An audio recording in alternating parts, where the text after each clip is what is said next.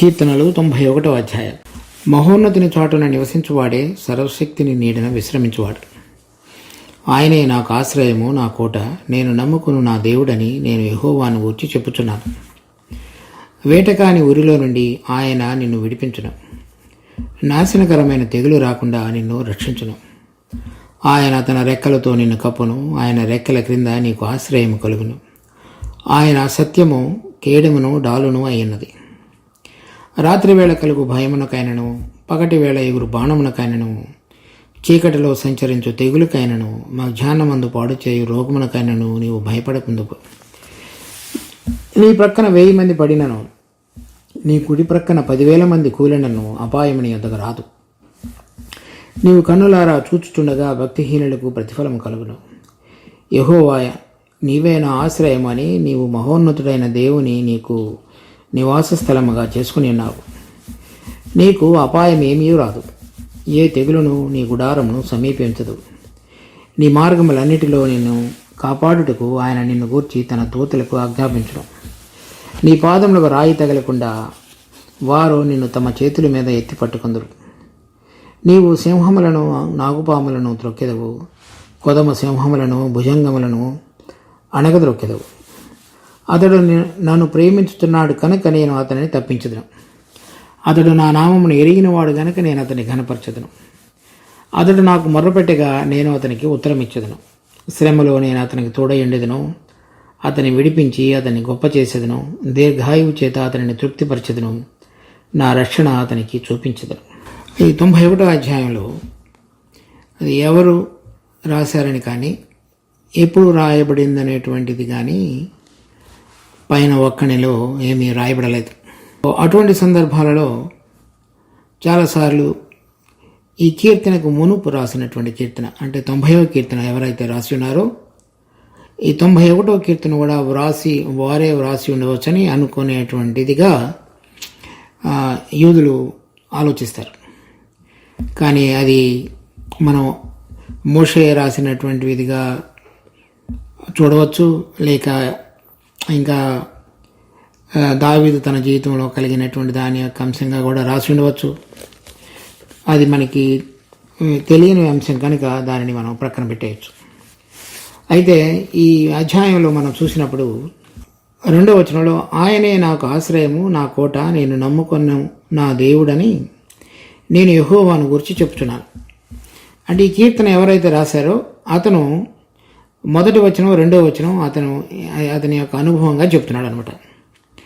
తర్వాత అలా జీవించినటువంటి జీవితంలో 3వ వచనం నుంచి 13వ వచనం వరకు నీవు అనేది ఉంది. చూడండి, 3వ వచనంలో వేటకాని ఊరిలో నుండి ఆయన నిన్ను విడిపించడం.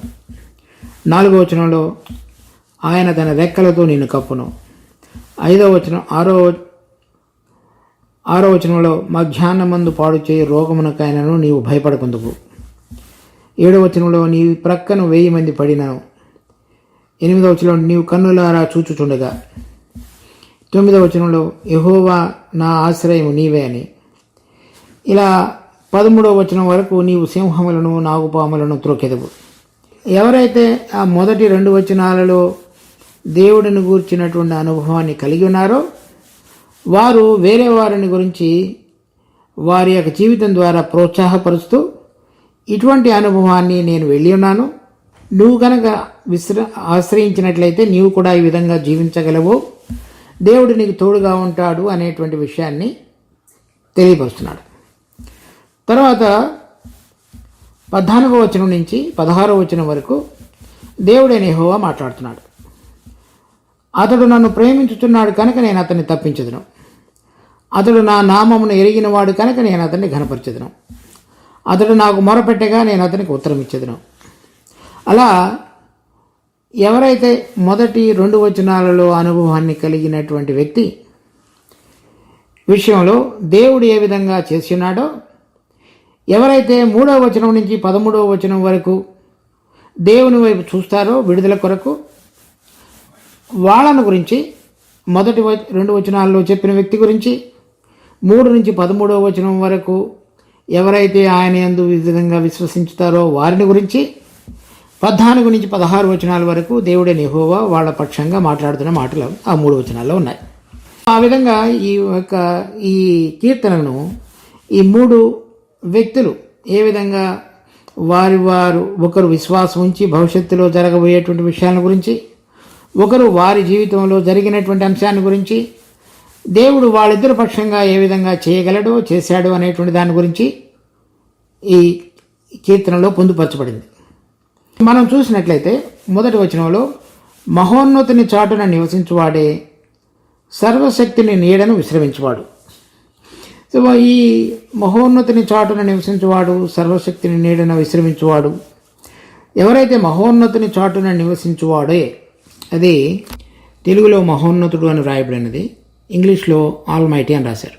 తర్వాత మహోన్నతుడు లేక వ్రాయబడినటువంటి మాట ఇంగ్లీష్లో మోస్ట్ హై, అది మొట్టమొదటిసారి ఆదికాండం 14వ అధ్యాయం 19వ వచనంలో రాయబడింది.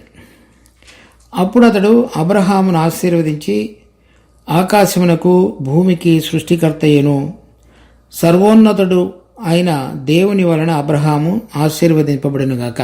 సర్వోన్నతుడు అని రాయబడింది తెలుగులో, ఇక్కడ 91వ అధ్యాయంలో మహోన్నతుడు అని రాయబడింది. మహోన్నతుడు అని వ్రాయబడినటువంటి మాట లేక సర్వోన్నతుడగు దేవుడు 18వ వచనంలో కూడా షాలేము రాజు అయిన మెల్కీసెదెకు రొట్టెను ద్రాక్షారసమును తీసుకుని వచ్చెను, అతడు సర్వోన్నతుడగు దేవునికి యాజకుడు. అప్పుడు అతడు అబ్రహామును ఆశీర్వదించి ఆకాశమునకు భూమికి సృష్టికర్తయ్యను, సర్వోన్నతుడు ఆయన దేవుని వలన అబ్రహాం ఆశీర్వదించబడునుగాక అనియు, నీ శత్రువులకు నీ చేతికి అప్పగించిన సర్వోన్నతుడగు దేవుడు స్తుతింపబడునుగాక అని చెప్పాను. నీ శత్రువులను నీ చేతికి అప్పగించిన సర్వోన్నతుడగు దేవుడు స్తుతింపబడునుగాక. ఇక్కడ చెప్పబడిన మహోన్నతిని చాటున నివసించువాడనగా ఈ సర్వోన్నతుడు ఒక దేవుడు అంటే శత్రువులందరికంటే ఉన్నతంగా ఉన్నవాడు, అతని నీడన చాటున నివసించువాడు అని అర్థం. మహోన్నతుడు చాటున నివసించువాడంటే అంటే ఇక్కడ ఏం చెప్తున్నాడు? భూమి ఆకాశములకు సృష్టికర్త, ఆ 2 లోకాలలో కూడా ఆయన అందరికంటే ఉన్నతంగా ఉన్నవాడు. ఈ శత్రువులు ఎవరెవరైతే దేవుని బిడ్డల పక్షంగా, దేవుని ఏర్పరచుకున్న వారి పక్షంగా వ్యతిరేకంగా ఉండేటువంటి శక్తుల యొక్క ప్రభావం ఉన్నదో వాటన్నిటికంటే ఉన్నతంగా ఉన్నవాడని అర్థం మహోన్నతుడు అంటే. సో ఈ మొదటి 2 వచనాల్లో కూడా ఇది మన ప్రభు అయిన యేసుక్రీస్తుకు వర్తించబడేవిగా ఉన్నాయి. ఎందుకంటే అది ఆయన తన జీవితంలో జీవించినటువంటిదిగా మనం చూడవచ్చు. తర్వాత ఈ సర్వశక్తిని నీడన విశ్రమించువాడంటే అది కూడా మొదటిసారి ఆదికాండం 17వ అధ్యాయం 1వ వచనంలో ఉంది. అబ్రాహాము 99 ఏండ్ల వాడైనప్పుడు యెహోవా అతనికి ప్రత్యక్షమై, నేను సర్వశక్తి గల దేవుడును. అప్పుడు అంటే అబ్రహాము 99 ఏళ్ల వాడైనప్పుడు, శారా 90 సంవత్సరాలు అయినప్పుడు ఆవిడ గర్భం ఉడిగిపోయి పిల్లలు కనలేనటువంటి స్థితిలోనికి ఇద్దరూ చేరిన తరువాత సర్వశక్తులకు దేవుడు కనుక మరలా శారా యొక్క గర్భాన్ని తాకి వారికి పిల్లలు కలగగలిగేటట్లుగా ఆయన శక్తిని వారిందరిలో కూడా పోసినవాడు. కనుక మనం ఏం చూస్తున్నాం? మహోన్నతుడు అనగా శత్రువులను ఓడించుటకు లేక అందరికంటే ఉన్నతంగా ఉన్నవాడు, సర్వశక్తుడు అనగా ఏ కార్యములు మనిషి ద్వారా జరగవో ఆ కార్యములను ఆయన జరిగించుటకు సామర్థ్యం కలిగిన వాడని అర్థం. ఎవరైనా మహోన్నతిని చాటున అంటే ఈ సర్వోన్నతుడగు దేవుడు, భూమికి ఆకాశమునకు సృష్టికర్త, అందరికంటే ఉన్నతంగా ఉన్నటువంటి దేవుని చాటున విశ్రమించువాడే సర్వశక్తిని నీడను కూడా విశ్వసించువాడు. అంటే వాళ్ళిద్దరూ కూడా ఒకరు అంటే దేవుడు ఒకడే, కానీ ఆ 2 గుణాలు, ఒకటి అందరికంటే ఉన్నతంగా ఉండి అన్నిటి మీద ప్రభువుగా ఉన్నవాడు, రెండవది తను నమ్మినటువంటి బిడ్డల పక్షంగా తన యొక్క సర్వశక్తిమంతత్వాన్ని చాపి జరగనటువంటి కార్యములు తన బిడ్డల పక్షంగా జరిగించడానికి సామర్థ్యాన్ని చూపించేటువంటి దేవుడు అని అర్థం. తర్వాత 2వ వచనంలో ఆయనే నాకు ఆశ్రయము, నా కోట, నేను నమ్ముకున్న నా దేవుడని నేను యెహోవాను గురించి చెప్పుచున్నాను. ఆయన నాకు ఆశ్రయం అనగా నా కలిగినటువంటి అన్ని పరిస్థితుల్లో కూడా నేను వెళ్ళి దాగుకొని నా పరిస్థితులన్నిటిలో కూడా ఆయన రెక్కల చాటున నేను నివసించుకునదగిన దేవుడు. తర్వాత ఆయన నా కోట అంటే ఆయన అటువంటి సర్వోన్నతుడైన దేవుడు కనుక, ఆయన అందరికంటే ప్రభువు కనుక, ఆయన నివసించేటువంటి స్థలంలో నేను కూడా ఉండగలను కనుక, నాకు శత్రువు యొక్క భయం లేకుండా నివసింపచేయుటకు ఆయన సామర్థ్యం కలిగిన దేవుడిగా ఉన్నాడు అని నేను యెహోవాను గురించి చెప్తున్నాను. అది మన ప్రభు అయిన యేసుక్రీస్తు యొక్క జీవితం యొక్క అనుభవం, తర్వాత మోషే యొక్క అనుభవం, తర్వాత దావీదు యొక్క అనుభవం కూడా అయ్యింది. అలా ప్రభువు, మోషే, తర్వాత దావీదు, అలా ఎవరెవరైతే భక్తులు ఆయన యొక్క సర్వశక్తిమంతత్వాన్ని, మహోన్నతను సరైన విధంగా గుర్తించి ఆయన చాటున దాక్కొని ఆయన ద్వారా నడిపించబడి ఆయనను ఆశ్రయంగా చేసుకొని వాళ్ళు జీవించారో వాళ్ళకి యొక్క అనుభవాన్ని వారు చెప్తున్నారు. సో అది తర్వాత మోషే కాలంలో ద్వితీయోపదేశ కాండంలో చూసినట్లయితే ఇప్పుడు 3వ వచనం నుంచి 13వ వచనం వరకు వాళ్ళకు కలిగిన పరిస్థితులన్నిటిలో కూడా దేవుడు ఏ విధంగా మోషేను నాయకుడిగా చేసి ఆ ప్రజలందరినీ కూడా ఐగుప్తులో ఉన్నటువంటి సమయంలో ఆ తెగుళ్ళు, ఆ భయములు రాకుండా వాళ్ళని నడిపించాడు. తర్వాత 40 సంవత్సరాలు వాళ్ళని అరణ్య యాత్రలో నడిపించి క్షేమంగా వాళ్ళని యోర్దాను దాటింపజేసి యెహోషువ చేత కనాను దేశంలో ప్రవేశపెట్టాడు. అది ఇశ్రాయేలుల యొక్క అనుభవంగా కూడా ఉంది. తర్వాత దావీదు యొక్క అనుభవంలో తనకు కలిగినటువంటి పరిస్థితులన్నింటిలో కూడా దేవుడు ఏ విధంగా అతనికి తోడుగా ఉండి ఆయనను తన ఆశ్రయంగా చేసుకుని తన జీవితంలో అనుభవించి తన కలిగిన ప్రతి పరిస్థితిలో కూడా దేవుడు తోడుగా ఉండి నడిపించి ఉన్నాడో అది దావీదు యొక్క అనుభవంగా కూడా ఉంది.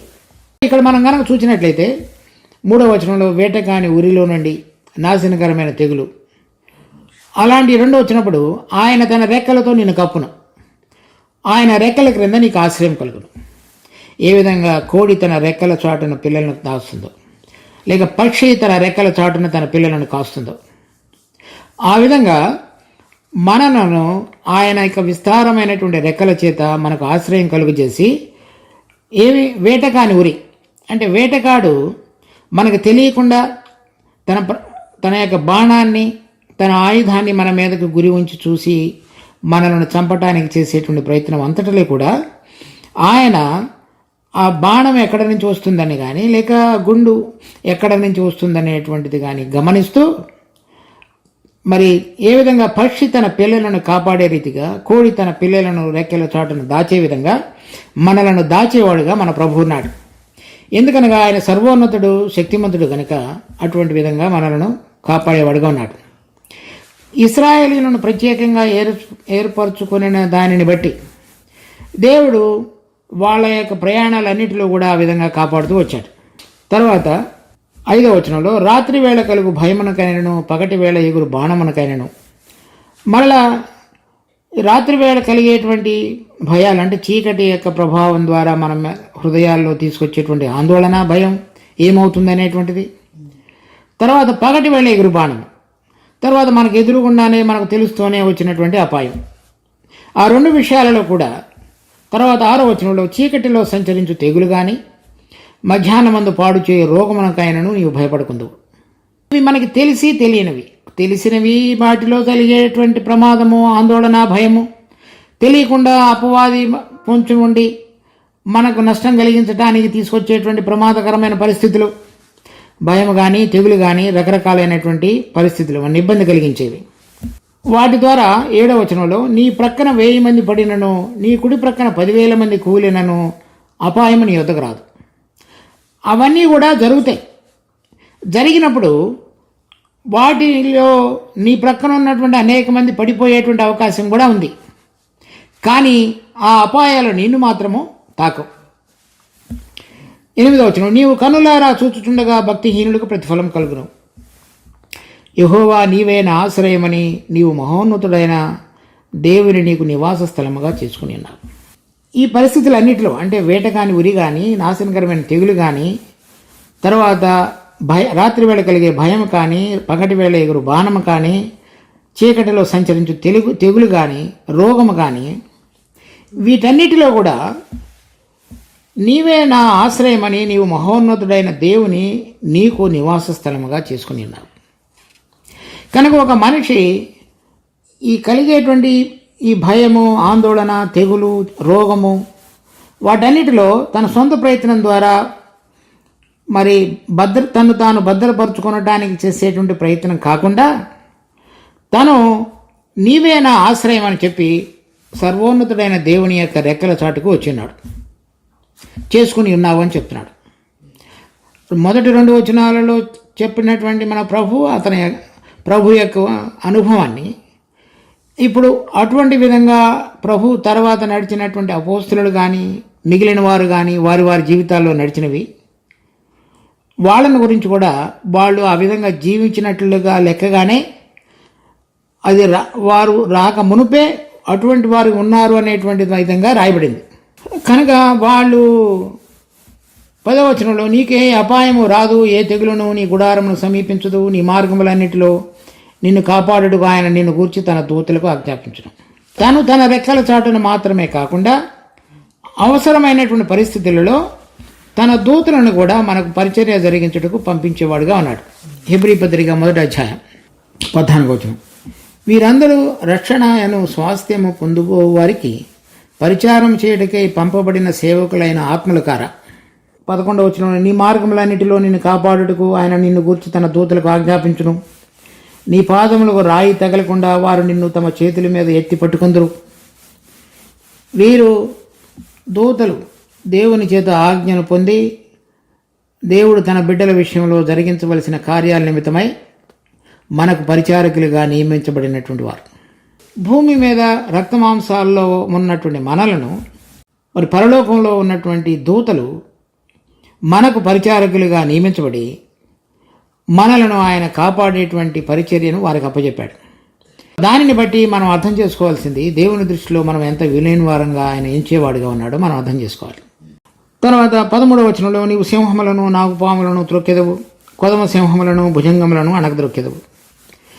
ఇవి 3వ వచనం నుంచి 12వ వచనం వరకు కనుక మనం చూసినట్లయితే మనకు రకరకాలైనటువంటి ఈ భయము, చీకటిలో వచ్చేటువంటి తెగులు, రోగము, ఆందోళన, వేటగాని ఉరి, ఇవన్నీ కూడా బయట నుంచి మన మీదకు వచ్చినటువంటి ప్రయత్నాలలో మనలను నాశనం చేయటానికి ఉపయోగించబడినటువంటి విధానాలు. ఇక్కడ 13వ వచనంలో కనుక చూస్తే నీవు సింహములను నాగుపాములను త్రొక్కెదవు, కొదమ సింహములను భుజంగములను అణగద్రొక్కెదవు. 3 నుంచి 12 వరకు బయట నుంచి వచ్చినటువంటి ప్రమాదకరమైనటువంటి స్థితులలో విశ్వాస యొక్క జీవితానికి గుర్తులుగా ఉన్నటువంటి విషయాలు అవి. 13వ వచనంలో జయించుతున్నటువంటి విశ్వాసి శత్రువులను అణగద్రొక్కుతున్నటువంటి అంశం. అవి బయట నుంచి మన మీదకు వచ్చినటువంటి ప్రయత్నాలన్నిటిలో దేవుడు మనలను కాపాడటం, తన దూతలకు ఆజ్ఞ ఇచ్చి మనలను భద్రపరచటం. 13వ వచనంలో ఆ సర్వోన్నతుడగు దేవుని యొక్క శక్తి మనలో పనిచేయటం ద్వారా మనకు దేవుడికి శత్రువుగా ఉన్నటువంటి ఈ సర్పము, మరి ఎవరిని మృంగుదునా అని తిరుగుతున్నటువంటి సింహము, ఆది నుంచి విశ్వాసులను మోసపరచుచు వారి మీద దోషారోపణ చేయుచున్నటువంటి సర్పము, ఘట సర్పము, వాటిని ఓడించేటువంటి విధంగా కూడా దేవుడు తన యందు విశ్వాసం ఉంచినటువంటి బిడ్డలను సిద్ధపరిచేవాడుగా ఉన్నాడు. చూడండి, రోమపత్రిక 16వ అధ్యాయం 20వ వచనం. సమాధానకర్తయగు దేవుడు సాతానును మీ కాళ్ల క్రింద శీఘ్రముగా చితక తొక్కించను. తర్వాత ప్రకటన గ్రంథంలో కూడా వారు జయించిన వారు ఏ విధంగా జయించారనేటువంటిది రాయబడింది. ఇది దేవుడు మనలను అపవాది కానీ లేక వేరే రకమైనటువంటి పరిస్థితుల ద్వారా వచ్చినటువంటి తెగులు, భయము, రోగము, వేటగాని ఉరి, వాటన్నిటిలో నుంచి ఆశ్రయముగా ఉండి భద్రపరిచి కాపాడటం మాత్రమే కాకుండా మనలను ఏ విధంగా అపవాది యొక్క కుతంత్రాల మీద జయం పొంది వాడిని చితక తొక్కించడానికి పనికి రాగలిగిన విధంగా కూడా మనలో ఆయన సర్వశక్తుడు గనక ఆ శక్తిని మనకు ప్రసాదించి నడిపించేవాడుగా ఉన్నాడు. అద్భుతమైన రీతిలో మరి మనలను అటువంటి విధంగా వాడుకునేటువంటి స్థాయికి దేవుడు చేర్చాలని కోరుతున్నాడు. మరలా ఇప్పుడు 3వ వచనం నుంచి 13వ వచనం వరకు జరిగినటువంటి అంశాలలో చూడండి, ఈ విశ్వాసుల యొక్క జీవితాలలో రాబోయేటువంటి దినాల్లో ఏ విధంగా జరుగుతున్నది అనేటువంటిది ఒకసారి చూడండి.